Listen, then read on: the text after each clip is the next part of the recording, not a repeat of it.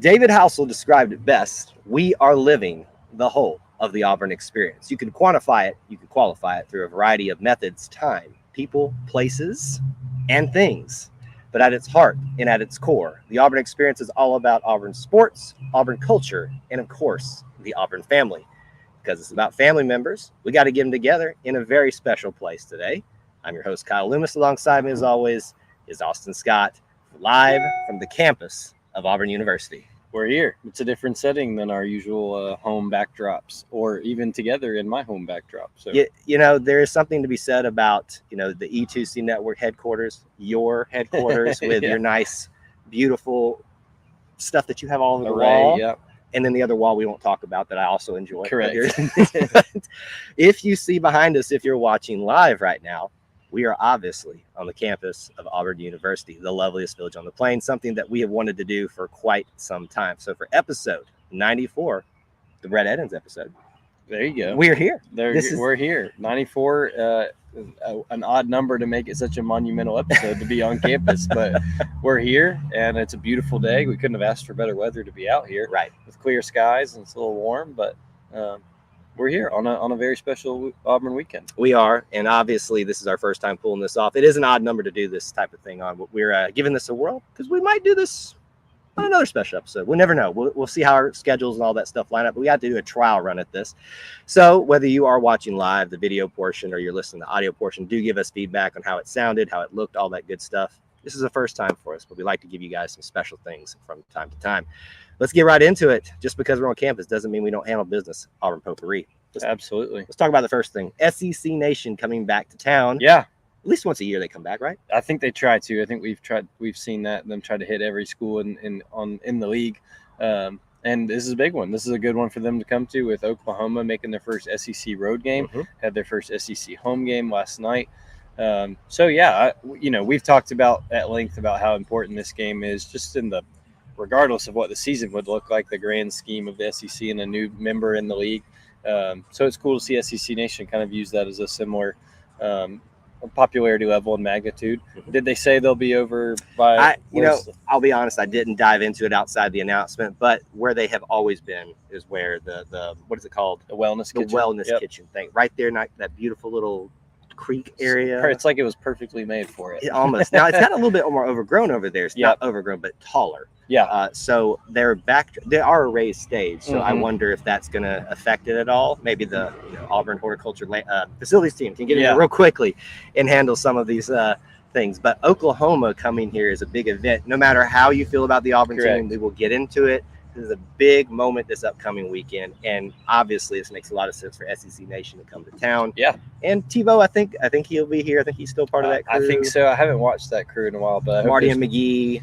There's plenty out there. Is Laura Rutledge I would think Laura Rutledge, Paul Feinbaum, they're all still there. I'm just being honest. You're probably not getting game day this year, so maybe head out there and take in the festivities. You need to enjoy it while you have it. If something, and I'll be honest with you, I personally had, and I said this today on Twitter, in some ways I almost enjoy this more because it's almost not a guarantee, but they know Auburn people show up for this. So it's a little more intimate. Right. And if we get good weather, obviously it'll be a good showing. So we'll definitely talk about that next week. I think we got to talk some basketball because it'll make people happy. Yeah, absolutely. And what also makes people happy is charity and doing good things with the basketball court as well. Auburn versus FAU. Yeah. For a exhibition charity event. This is, I won't say unheard of, but it is not a usual case in terms of it being allowed. I think there's some rules against exhibition matchups and things like that. Bruce Pearl does it again with his marketing ability. Oh yeah, absolutely. And if FAU a step up in the competition of normally what you see for an exhibition, so he's already adding more to that non-conference slate of being difficult. I think it's going to be really exciting. This is not FAU went to the Final Four. Yeah. This is the coaching staff has moved on, the players have moved on. But it is going to be an entertaining matchup, I think. It only helps that it's going to a good cause. So I wonder if this was talked about before KT Harrell left FAU. You took the words right out of my mouth. I think it probably was, and it was followed through with after he and his head coach, Dusty May, left for Michigan. But that would have been an even cherry on the top, sweeter thing for him to get to come back home. But regardless, it's going to be a really cool game, really cool atmosphere, and all for a good cause, which Bruce Pearl we know is big about making sure he does things for a reason. Right. And as it stands right now, it's a season ticket holder purchase first, and then what is remaining will go to that. That is going to be the 1st of November, which is the Friday before we're finally back for a Auburn home game. Yep. Since we're not at all in the month of October here for a football game, I won't get started on that in and of itself. I do wish KT Harrell was still here, because he's such a beloved figure in Auburn basketball. We've discussed in our Auburn Guard segment whether he deserves to be up there or not on that Mount Rushmore. But regardless of this, it probably was discussed back then. The fact is, it's happening. It's unprecedented. I better go using that word again. Not unprecedented. It is not usual. But we're getting to see something pretty cool happen on campus because of Bruce Pearl, because of the way he likes to promote Auburn, utilize and use it for a good cause too. And it'll just get you fired up for a non-conference season that is going to be, we haven't said it already, amazing. Tough, but amazing. Yep. I'm really excited to watch that happen this coming November, because it will be November 1st. Let's talk about our basketball ladies. Just a little fun note. They are now in one projection, ESPN bracketology, a number 8 seed in women's basketball. Now, it's way early. Way too early. But what have we seen from Coach Johnny Harris do every single year? Yeah, she's gotten better every year. Made the play-in this past year. Probably should have made the tournament just in general. But she was awarded the play-in game against Arizona, I believe. Yes, that sounds right. And they fell in that game. But they have, like we've said, that is a program that has hit rock bottom in years past. And she has slowly but surely gotten better each year with beating bigger opponents, making the tournament, being contenders in the SEC. A fun roster this year with some new talent and some talent that's used to the conference play. So I'm looking forward to her group. It was cool to see them recognized at the game yesterday. Yeah. And so that's a program that Auburn fans are starting to get more and more behind as they come more and more back to prominence as well. One of the things that I think we always stress here in the Auburn Experience is trying to value, obviously, the whole Auburn Experience. This is one of those areas where if you're struggling in other areas to get on board with the progress or lack thereof, this is one of those places where there's undeniable progress and a trajectory that's heading in the right direction with our head coaching staff, the rest of the staff, the roster, and the production. And ESPN is already even seeing that already. One other small note, it's not small because of the significance of it, because we are celebrating still. We are the reigning national champions in men's golf, but superstar phenom, freshman winner of the Golfer of the Year award, has already racked up his first SEC Golfer of the Week award in his first opportunity. It's the first of many, and it's, I mean, I guess you shouldn't be shocked that he's getting that. No, Jackson Coyven is a stud and has already put his name with golfers in the past who've gone on to do great things at the pro level. He's already back on a hot start and for his sophomore year campaign. And I mean, only bigger things are left to come. This team's going to look to repeat this year for sure. I'm heard sure you heard it here first. I'm sure Jackson's looking to, as a runner-up in the individual NCAA national championship, that's something he hasn't accomplished yet, and I'm sure it's something on his mind. So looking forward to seeing where Jackson goes. And it sounds like it's off to a great start. Anna Davis as well got SEC Golfer of the Week for the ladies as well. So that's a good sign that the women's program, who also made it to the end of the whole nationals tournament as well, not the very end with the final two, but still to the end, is probably going to be doing some great things as well. So Auburn golf is still dominant if you were not aware of that already. Just as some final notes in Auburn potpourri, we always like to give updates about volleyball, soccer, the other fall sports. As we know, cross country is going on as well right now, but there's not much in that area at this moment to report. But SEC play begins for soccer with a tie. Yep. Very frustrating. I hate ties. Gave up a goal for the first time. Gave up 2. But yeah, it's unfortunate. It's hard. It seems weird to say this, and some might disagree. A tie is better than a loss, I guess, in the standings, right? If your argument is on the scoring and the standings and all that, sure. Yes. But for me, no, it's not. It's actually it worse. just feels meh. But I think they just got underway with Florida as well just now. So Auburn soccer is in SEC play, and in the thick of it. Yep, and volleyball as well bounced back after their first loss of the season up in Minnesota and won some more matches up there, but also went to Birmingham. And as of this moment, as far as I'm aware, it's just dominated as well. So if you're worried about a fall off after that first loss, do not be.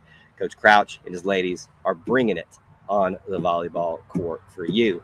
We're going to continue going live here from campus with our next major topic. We will talk about the football game, folks. This is Arkansas weekend. We're going to get there, but let's do some fun stuff first before we get into the bad stuff. Let's be honest, that nobody really wants to have to lament about all these things. So let's talk about the good things around this Arkansas weekend. And there are quite a few of them that we should discuss. Yeah. Because believe it or not, when you and I had a different agenda, we were going to talk about the Auburn Raptor Center's show, which I got to attend, and we will certainly do that on another episode. But we just got to talking about it. It was like, there's plenty of things that happened that we need to discuss around Auburn weekend. One of the big things from last episode that we talked about was the stripe out attempt. Yep. We knew there would be an attempt.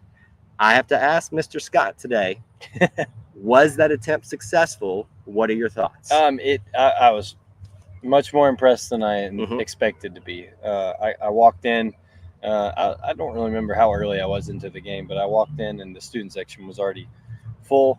And I was impressed with the student section. I don't really know how that all worked. Was there a really planned effort by certain students to sit in certain places? But the orange, the white, and the blue were all pretty defined. There was some blue trickling into the top of the white. We could probably touch that up for the Photoshop with the aerial photo. I did wonder that with a couple of the shots released from official accounts. I was like, how much touching up did actually happen? And there wasn't the top student section corner, there wasn't a ton of folks up there the whole time, but it certainly looked full in some pictures. Nonetheless, it was pretty impressive. I thought it actually looked really great. And I was very surprised, optimistically surprised. And I thought it went well as best you can. The one thing I did think about is thinking about my own Auburn college career, those ones that kind of moved to where you and I have said we liked to sit in college, the furthest left, I guess you can, if you're looking at the student section, probably more upperclassmen who know the drill and know what they're doing. So if they'd planned their orange out already, then that might have helped things. But overall, pretty impressive. I will say that I gave the students a big shout out. Even when we first got into the stadium, before the rest of the stadium fills up, to see how they responded, I thought they did an outstanding job, because let's be honest, we questioned the decision to give them all three colors to have to fill in. It's not easy. There was a small section of blue, I believe, right? Yeah. Or white. It kind of gone into the white. Yeah. Yeah. So I was like, ooh, this just doesn't feel like, unless you're providing T-shirts, it wasn't going to work out. The rest of the stadium, it was about what I expected. You could clearly see it. I've got a couple of images and video footage where you can clearly see it. And I thought, honestly, the power stripe showed up better when the sun wasn't shining from my vantage point. Agreed. But all in all, this was not a disaster. We continue to underestimate the Auburn family and the Auburn students, and y'all continue to prove us wrong. Been burned in the past. Yeah, that's why I'm going to continue to be skeptical always. I will say, I think that, what could help is maybe we don't place so much of an emphasis on every single game and then focus really hard on this one. Everyone knows what game is going to be this one. But if you're the first time, I think it probably garnered another year of it. So we'll see if it comes back next year.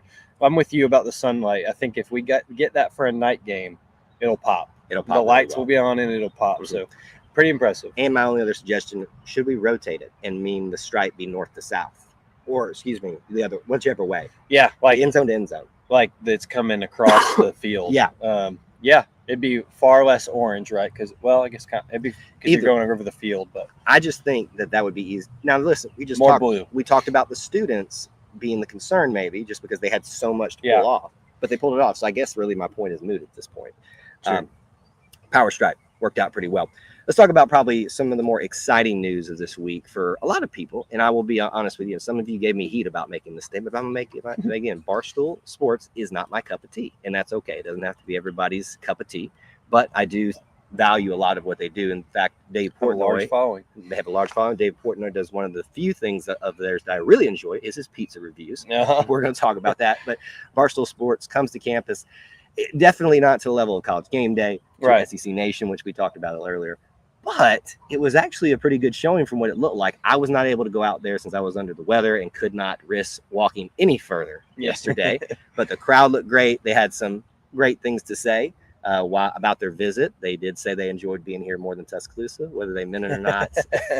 Maybe playing to the crowd a little bit. Right. But, I think a lot of them said it was their first time ever in Auburn, whether on professional capacity or not.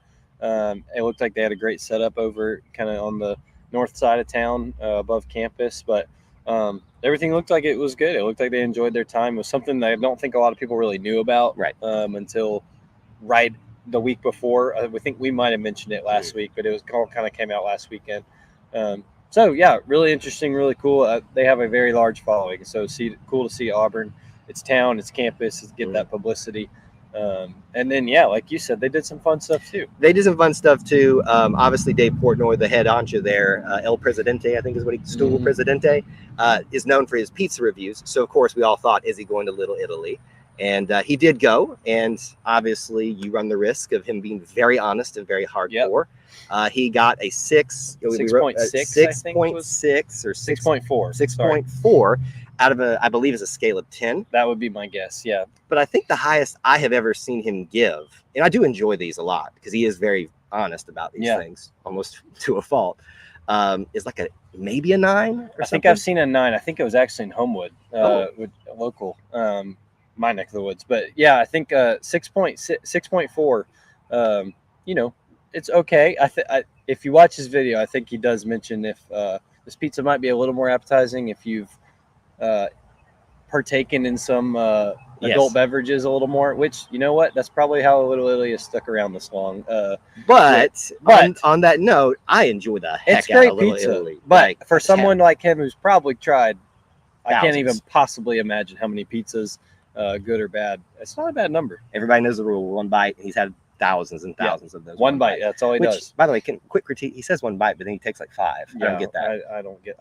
I don't blame him either. I don't know how you have their whole pizza and only take 1 bite, But on that note, he did go to Toomer's drugstore and try the Toomer's lemonade, and he did a lemonade review, and he gave Toomer's lemonade an 8.8. I think that's a solid score. It's pretty high. Toomer's lemonade, I feel like, gets a lot of flack from people saying that it's just like it's just the thing to do, but it's actually not that good lemonade. I've loved it forever. I think it's fantastic. I do like sour things. I think it is a little more sour than most lemonade, but an 8.8 from a northern guy is pretty good on some Toomer's lemonade. So I think that speaks highly of that. That tells me all I need to know if they got the whole of the Auburn experience this weekend. Now, if he had tried the strawberries with the real strawberries in it, that would probably be pushing 10. That would we'd be close. We'd at least be in the 9s at that point. That's just my opinion, but obviously that's my favorite. He did try the original, and that's what he gave it. Some final notes from the weekend that we definitely want to mention: the band had a brand new show, which we will have up for you guys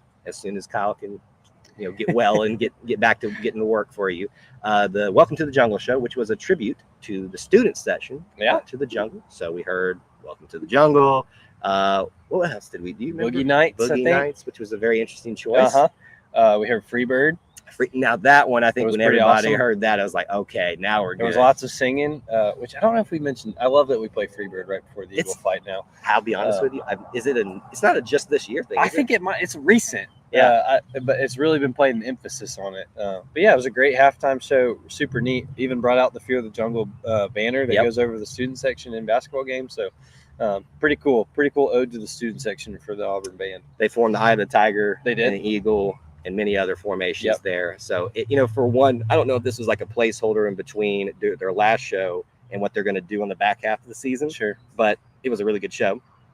Obviously pandering to your audience, the jungle, the students, but it was done very well. So we'll definitely have that up for you guys a little bit later. Lastly, swag surf. Whether you love it or you hate it, I think some very interesting figures out there that we know have some hot takes on there who had a very heavy hand in their involvement. That was not War Wagon, by the way, if you can hear that on the microphone. That was just somebody who clearly wants you to know that they're a man. Anyway, swag surf had a little bit of a surprise. There was teased that the artists that do that, and I'm going to show my squareness here because I have to read it off the page here. Fast Life Young Stars came and did a live performance of swag surf in the fourth quarter. You hate that it was for this game, which we'll talk about. But this is another one of those cool things that happened this weekend. It was pretty cool. They ran out and kind of did a live rendition of the song. I think everybody was kind of wondering what in the world's going on right at first. Like you said, pretty poor timing. Yep. I've seen a lot of people say that, like, "Oh, could not be worse. Why are they doing this?" Well, when you've got a script, you got to stick to it. Yep. These and marketing you paid people, money. You've paid money. These marketing people plan these scripts out weeks in advance. So that's the price you pay, kind of being in the industry. But it was, for what it was. It was pretty cool to see. That is something that Auburn has done better than most places when they play that song and done the swaying. And so to see the artists actually come and see that in person, I'd love to hear what they thought of it afterward. But Aubie, what were their names? Young Staz. And, oh my! You thought I was the square one? Fast Life and Young Staz. Staz. I think it's Staz. Come on. Me. Wow. Thank you. Oh my goodness. My white dad life is showing right now. I am so uncomfortable right now. I can't even do it. That squirrel right now. That squirrel right there on the tree is so uncomfortable. He's trying to get away from you right now. He's eyeing us. This is the full Auburn experience now with a big old squirrel out here. By the way, squirrels on Auburn's campus are ridiculously fast, as we found out from a few Auburn fat that used to chase these. This is what you get here on the Auburn Experience. Not just commentary about the game day experience, but the wildlife that lives on campus. So that is what we experienced outside of the game. That's all the good stuff. There was plenty of it this week. Let's move into it. Let's talk about the game. Let's talk about another therapy session. If you missed our post-game therapy show, once again, it was a hot one. And I don't mean the weather. It was interesting in terms of perspectives. I will say that much. I'm trying to really choose my words because I'm trying. Yeah. They're very. How about this? You go. You tell us. You tell me what you want to start with talking about the football performance, Auburn versus Arkansas. Yeah, I mean, I think this was a game a lot of people going into it had no idea. There was a bunch of ways this could go. It could go really great, could go really bad. I think everyone was landing somewhere in the middle of I don't know what the heck is going to happen. Right. Both teams that are kind of don't have an identity. Looking for one. All the storylines around it with T. Will coming back as defensive coordinator, Bobby Petrino as the offensive coordinator. That got lost for me in the game. Leading up to it was fine, but that's a big, just hardly mentioned, right? Overall, I think we come out of this game seeing that from Auburn's perspective, there's still so many more questions on the offensive side of the ball than you hoped there would be going into the year. Yes, after Cal, yes. We're 4 games in a regular season. That is a third of the way through. And I don't feel like there are less questions than when you started. There are far more. And so that's an issue. And I think that it was evidently shown when you look at everyone thinking Hank Brown can play the rest of the way out here, good or bad, and see what you've got. Well, you weren't able to do that because it was still very bad. And Peyton Thorne comes back into the starting lineup, and is able to finish out the game. I think that you really have to look at the question of if you have 2 quarterbacks, you have no quarterbacks. Well, right now you don't know if you have any quarterbacks because both are throwing interceptions at a high rate. Both are turning the ball over. Hugh Freeze was very frank about that in the post-game and halftime interviews. It's unfortunate that so much of the blame gets put on each of the quarterbacks individually. But I think you have to be honest with yourself and look back and say, Peyton Thorne probably got way too much blame in the beginning when it was time to move to Hank Brown because they're just issues that make them a little more comparable together than apart. It's in my opinion, I think you have to ride with Peyton Thorne here on out. I don't think it does any good to Hank Brown to keep throwing him in when he kind of showed the youth and his readiness. This is Peyton Thorne's last season playing college football. I'm not saying that's why he should be given the reins the rest of the way. And some people are making the opposite point on that. Correct. Yeah. But this is. I think you can look at this season as there's a lot of ways it could go. Right. And it's just, in my opinion, your best chances with Peyton Thorne with what's on the roster. Is that a high probability of a good chance? Probably not. But it's the best chance I think you have. There's just issues on this team on the offensive side of the ball that are going to take a long-term fix and not a short one, unfortunately. I'll give my take further. As if you missed last night, you probably already understand where I'm coming. Or if you missed, you don't know where I'm coming from. But if you watched it, you understand where I'm coming from in this. I'm going to just look this directly in the camera right now. If you are not giving credit to Peyton Thorne for giving you an opportunity to be in that game, then you are being a petty, awful example of an Auburn fan. I have no problem saying that, and I'm not saying anything that's incorrect. If you cannot give Peyton Thorne for singularly last night for keeping you in the game, you are being a bad example of an Auburn fan. Period. Done. Over with. You don't have to like him. You don't have to think he's the best option for us, but you need to give him the credit and the respect that he's due after that, because he deserves that. I actually am not in favor of switching back and forth. I did not like that they switched to Peyton Thorne. This not because I didn't want to see Peyton Thorne out there, because I hate switching back and forth. As you said, when you have two quarterbacks, you have no quarterbacks. If you got three quarterbacks, you got even less quarterbacks. Negative. It's a frustrating thing that we're in. I don't think people are able to rationalize and keep their emotions in check and expectations in check enough to understand the context of what the collective, not all of us, but we are a collective because we are the Auburn family, wanted, I'm going to say it, in 2020. To make a decision to move on from something that was consistently putting a competitive product out there and what that caused us to falter. This is not a reflection on Hugh.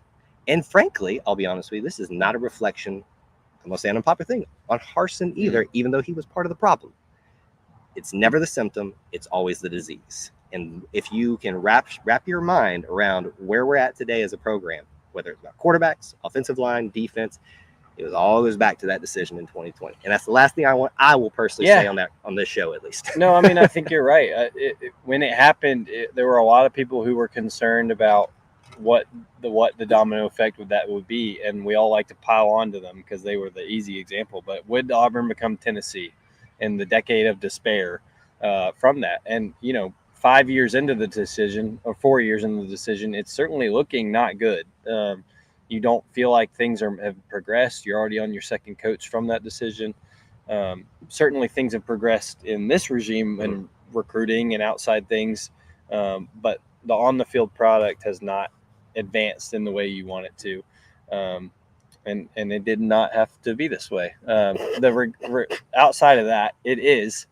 We are where we're at. And I see a lot of people calling for Hugh Freeze to be fired already. I frankly, I just think that's ridiculous. I think that, and outside of what your personal opinions are on Hugh Freeze, your coaching opinions on Hugh Freeze, there is not a recipe in college football this day. Yes, I know the transfer portal's there. Yes, I know that you can refill your roster as quick as you'd like.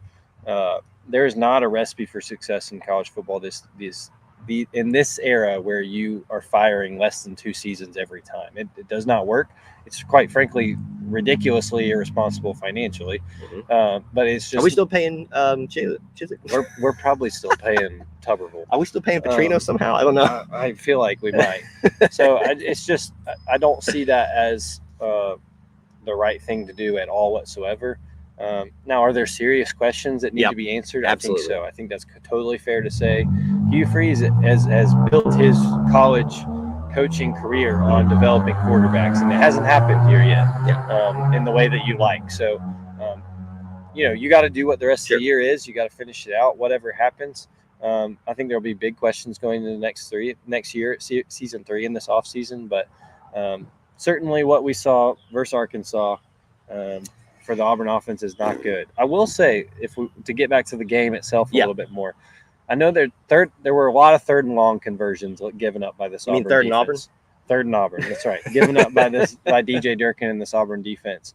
And I told a lot of my friends this. I said, I want to be mad at the defense for those instances, but I just feel like I can't, because in a similar way to Peyton Thorne, Auburn is not in this game without the defense. That they're frustrating and they make a lot of dumb decisions, to be frank, but they've been able to bend and not break for the most part. Arkansas was giving up 600 yards or putting together 600 yards of offense in their games coming into this game, and Auburn held them very much in check. So much to where they made a quarterback change for a series and then went back to Taylon Green. it's frustrating that the offense wasn't able to help them out. And yes, the 3rd and 19 and 3rd and 10s and 3rd and 12s that they're converting regularly are frustrating. But the defense continues to be somewhat of a dim bright spot on the season so far. And listen, folks, if you look at everything, not just an emotional state of one game and even one few moments or one half in time, you will see a flip-flopping of the offense is terrible, the defense is terrible. Mhm. Folks, this is a program trying to find its feet. I want to go back into it from decisions that were made long ago, and it didn't have to be this way. Sorry, you took my line. I was going to say it. Yeah. But I do think that there's very little to be super upset about in the defense other than the 3rd and longs, because they held, as you said, they held an offense in check, a dynamic player in Taylon Green. What did we say that you just didn't want? Well, I said this. I don't know if you had the same opinion. Do not let him beat you through the air. Outside of one ridiculous throw, that it was exactly the same as those New Mexico throws, where he just throws it up on a whim while we're nearly chasing him down. It just drops in there. And of course, your safety. Look, we can all criticize and say the safety should never let him get behind him. But when you see that going on, you're supposed to kind of shade that way to help anyway. So it's easy for people to slip back behind you. Right. I'm not a safety, I did play on a scout team once, but so people will dog me for that. But folks, defensively, we did an okay job. I think the only other thing, unless you have other things from the game, I do want us to kind of go back to a little bit about questions around Hugh Freeze. What I want to point out to you, and I think most of you have probably seen this on X. Do you know where I'm going? Yeah. A former quarterback who decided last night of all nights was the time that he was going to air grievances that only about a year ago, I believe. Former Ole Miss quarterback, Bo Wallace. Dr. Bo, is that what they called him? I don't know. That was some weird thing. I just remember that being the weirdest thing when they were there. Really tried to lead a charge of hatred towards that, and when you'll find things that are wildly inconsistent. And so what I put out on my personal thing, this is not E2C Network stuff, but I think it's important for people to be able to tell their stories and to speak openly about that. But it's also equally important for us to not question, I do mean question, but I think to be a healthy amount of skepticism about why are these things coming out now, as opposed to then. Is it because this is your moment to do something, or is it because you have a legitimate gripe that needs to be addressed because something wrong was done to you? As I said, those things need to be discussed, but I think some of y'all took the bait and aren't asking enough of those questions. You're also being led astray by some people who do not like Hugh Freeze for things outside of football, and those things deserve to be talked about too. However, they've been waiting for this moment. Do not fall for it, because you will get pulled in to what is hate that has just been festering and waiting to be oozed out on this subject. Yeah, and regardless of your opinions on any of it, personal, off the field, on the field, whatever, I think we're all in consensus that X is probably not a great place to have those discussions. Have those in person if you can, have them direct one-to-one if you can, but this is the worst part about college football to me is that there are so many opinions that can get just thrown out there with no recourse. And Kyle and I have talked about this before and talked about it with you. Yeah, we're obviously he and I think a lot alike, not always, but a lot alike, and so we've talked about this before. Just I think it's very important to remember that it's just a game, and that things people say have real effects on other people's lives. They do in their families and personally. I think that's all that needs to be said. So, in kind of summation here, Arkansas weekend, the game, terrible, awful. The stuff around it that we've already discussed actually had some good things there.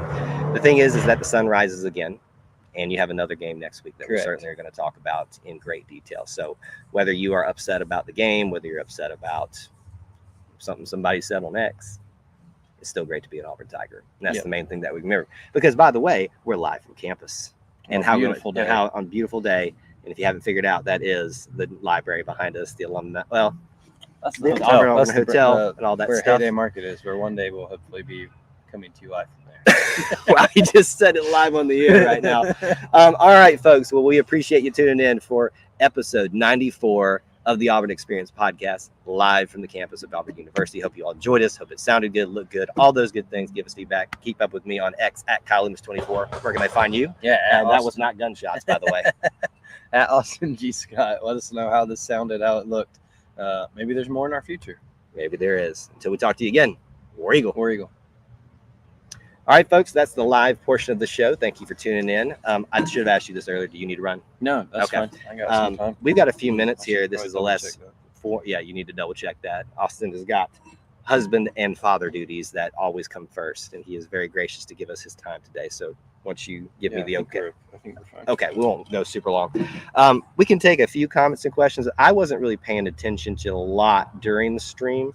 But if you guys have things that you'd like for us to address in more detail, or if you want to ask about, like, pulling off a live show, that's all fair game right now.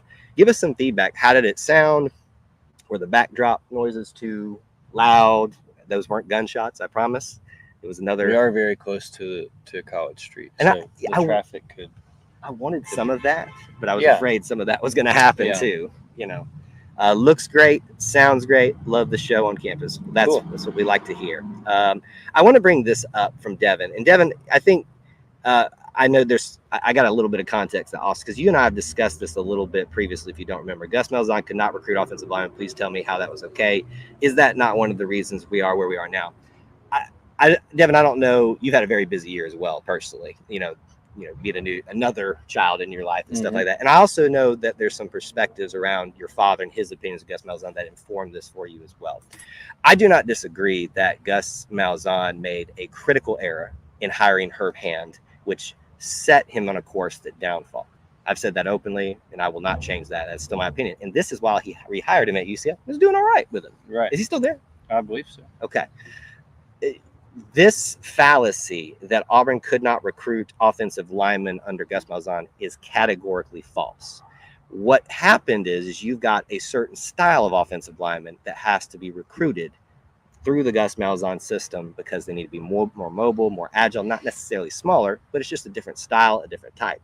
You switch to Brian Harsin, which is more of a pro power thing. That has to change as well. Now you're going back to this again. So that in and of itself lacks its continuity. Going back to the Herb Hand situation too, Herb Hand was a great recruiter and is known for being a great recruiter of offensive linemen. But what I will tell you is that he got with 5 stars in here, Calvin Ashley, but they weren't the right ones. So it goes to show you that 5 stars don't amount to anything. It's just Devin, you and I have known each other a long time, so I hope you know this. This is not a shot at you or your dad or anything, but I really want to attack, unfortunately, this narrative, especially with some of our followers here. That is a logical fallacy that is overused.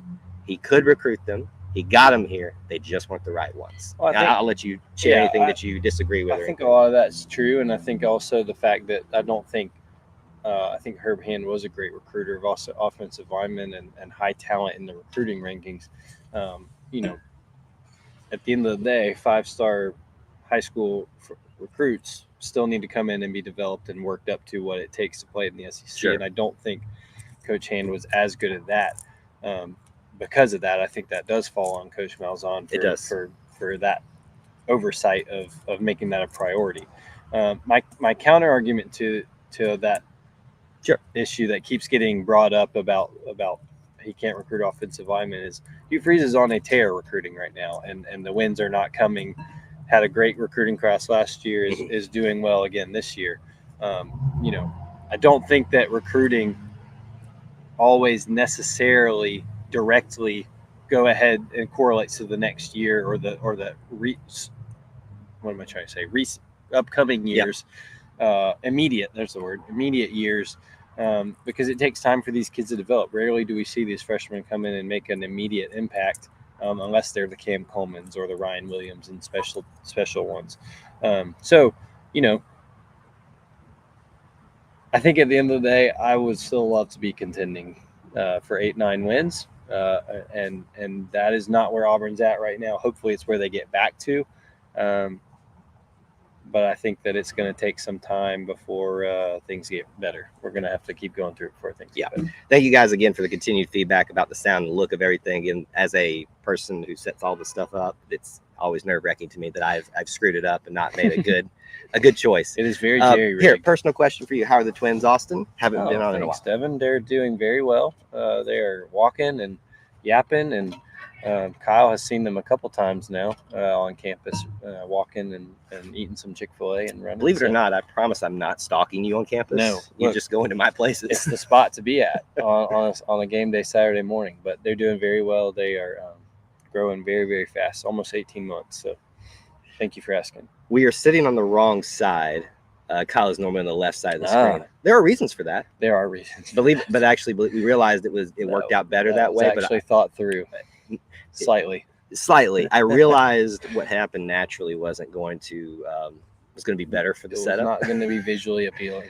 We could switch it. You can see what I'm talking about. We are on a little bit of a slope here downwards. Let's see here. Andrew, this is something we get asked a lot. What do you think about Deuce Knight? Thinks about probably could come in and play as a freshman. I still think we definitely go get a quarterback from the portal, maybe two of them.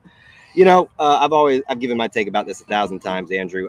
I don't focus personally on the decisions of 17 and 18-year-old boys. I say it that way because it kind of makes a lot of you uncomfortable when I phrase it that way to kind of put things into perspective. Now, I'm not saying that recruiting is not important. It is. But the obsession with people who haven't committed to me is a little bit creepy because I used to be one of those one time. I will never forget where I was, sitting directly down that way in downtown in the Auburn BCM when Cyrus Quanjo committed to us live on television. And his parents would not let him sign. And I said, that is the day. You're done. That is the day I am done following this crap to the level and investing my life in this crap in the decisions of 17 and 8-year-old boys. Now, if he commits, great. I would not stake your entire happiness around yet. I think this kind of goes back to what we were talking about. Everybody is looking for the quick fix. People wanted this change as a collective 4-5 years ago. You're not going to get the quick change. It just the rarity of finding a Cam Newton, Johnny Manziel, whatever is so rare. Yeah. But what I mean, I think it has to speak a lot of Deuce that he's coming back every week, right? Yeah. It is odd that he has not committed. Flipped. It seems like he is that close, but it just hasn't happened yet. I wouldn't say, and I usually put this on the level of freshmen, especially, but freshman quarterbacks even more. It's Auburn hadn't had a freshman starting quarterback before Bo Nix since like the 40s. There's a reason for that. There's a reason for that, and I don't think you see that as much unless they are the guy, like the kid from Nebraska or. I'm trying to think of another one. Let's be honest too. Like Nebraska is so desperate to become relevant again that they have to try things like that. As bad as things have been for Auburn, we're still relevant. I mean, correct. You can just look at the recruiting rankings, which I just lamented about, and see that. So I think that my personal opinion, without being ever a coach in my entire life besides upwards basketball, is that I don't think Auburn's quarterback situation is a fix that involves.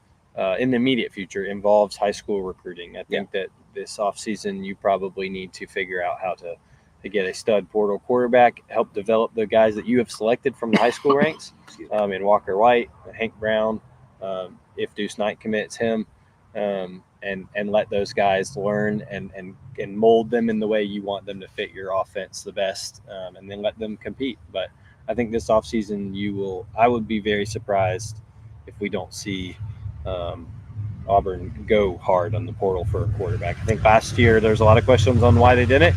Hugh Freeze has mentioned he was not comfortable with the asking price. Whatever your opinion on that is, I don't think asking prices are going away.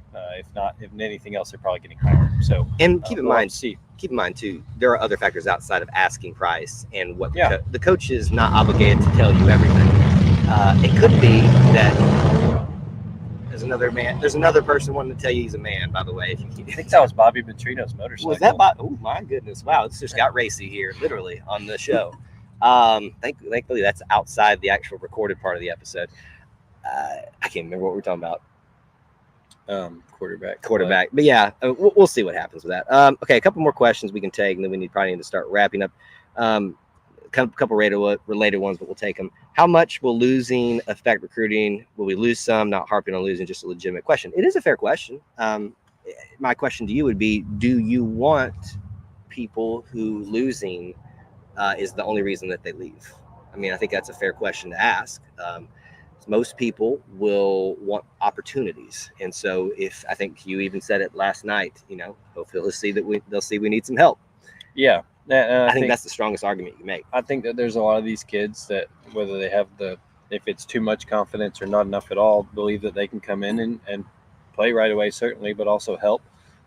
Auburn had a losing season last year and signed the best the receiving class it's ever signed. So I don't see. I think there's a hand in it. Sure, you obviously always want good publicity and always want to see your recruits excited about the success Auburn's having, but I don't see a perfect one-to-one effect on losing. It's not good, obviously, but I don't think that it is. It's the end-all, be-all. I do think a lot of these kids believe they can come in and help, and a lot of them can.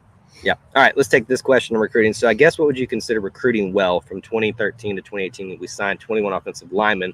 From what I've seen, people consider that not great. I don't know recruiting, so I'm curious. Well, you've been here long enough that you're a lot smarter than you give yourself credit for. But what I think we fall susceptible to sometimes is that we listen to the perspectives of others sometimes that are a little bit too fanatical about these things. And they will convince you that simply because someone's a 5-star, the heavens just opened up. If 5 stars won everything, you'll have to explain to me why Texas A&M has a new head coach. Correct. That's the biggest example that's not the only one. That's the biggest example I can give you. The greatest in some rankings recruiting class of all time, new head coach. They're not there. I would just say this, that to recruit well means to recruit to your needs. And then obviously what's the evaluation of how well that showed up on the field. So what you could say about kind of what she's following up on is her questioning of the offensive alignment stuff. Obviously, the recruiting for offensive linemen for the last few years of Malzahn did not go well in the results on the field. You're right. But that doesn't mean that they weren't recruited. That doesn't mean Correct. There wasn't effort. But it just means that they were misses. And I don't think they were developed. Or misses or development, or you can sign the guys. We can sign. If you want to use an immediate example, we could have signed Cam Coleman and never had him do anything else, never get in the weight field, never let him catch balls, never let weight room, never let him catch balls and tell him he's fine the way he is. I'm not saying that was what happened with the offensive linemen, but it still takes a lot to get these kids who are high school kids, 17, 18 years old, to play with some people against people that are 22, 23. And so I agree with Kyle in saying that the idea that they just weren't recruited is not accurate. Yeah. Now, once you get them on campus, things have to happen, and I think you can point to some evidence of that. Maybe those things didn't happen as well as others, and that has led to where we are, a little bit of where we are now. But they weren't just not recruited. That's not accurate.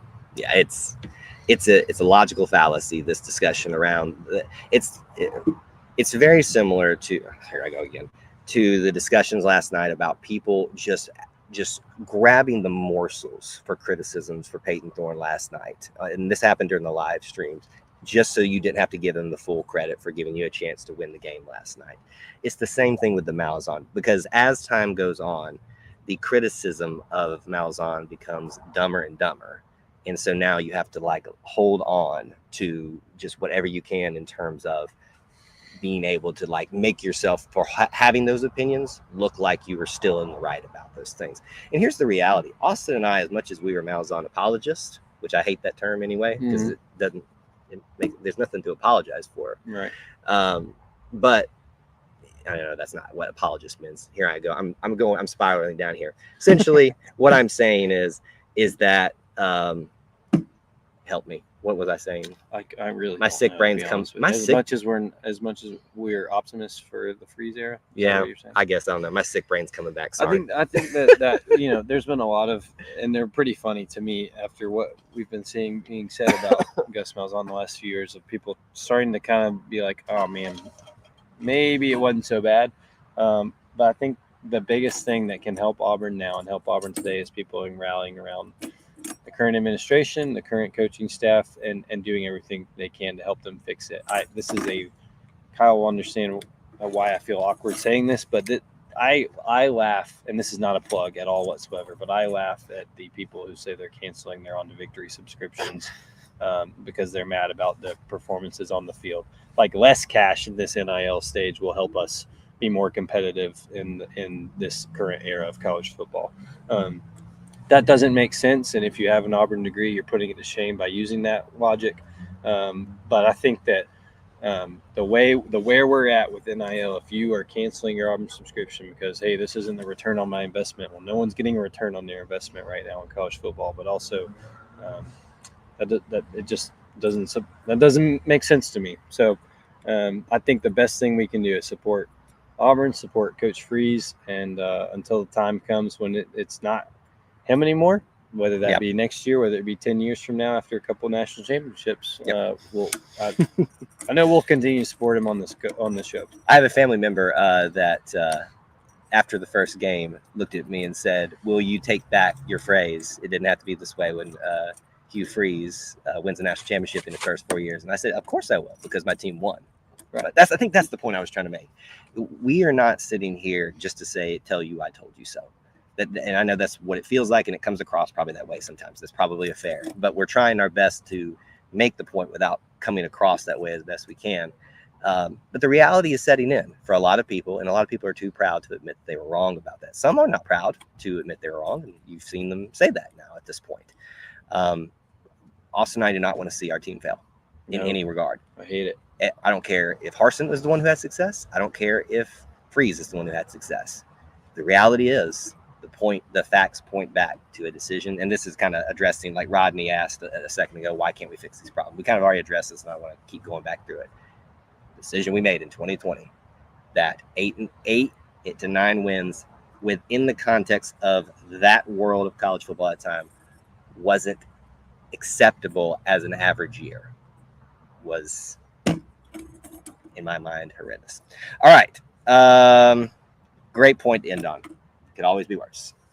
Oh, 100%. Now, did Florida State get their first win last night, and did they get it against Cal? Oh, yes. They did? See, I went home and I went to against Cal. I can't even tackle that right now. I can't even, literally. I'm like the Auburn defense in game 3. I can't even tackle. No kidding. All right, sorry, that was a bad note. It's gonna be okay, folks. It's gonna be okay. All right, folks. Thank you so much for being here, hanging out with me and Austin, and for letting us do this, sticking with us through. Hopefully there were no technical difficulties, and I'll go back and watch the replay. Likely won't be the last we do together or from here, but this was a nice trial run on episode 94. Thanks for sticking around for the Q&A and hanging out with us, being part of our little family within the Auburn family. For myself and Austin. I thought you were going to say I didn't know. I was going to say my own name. War Eagle.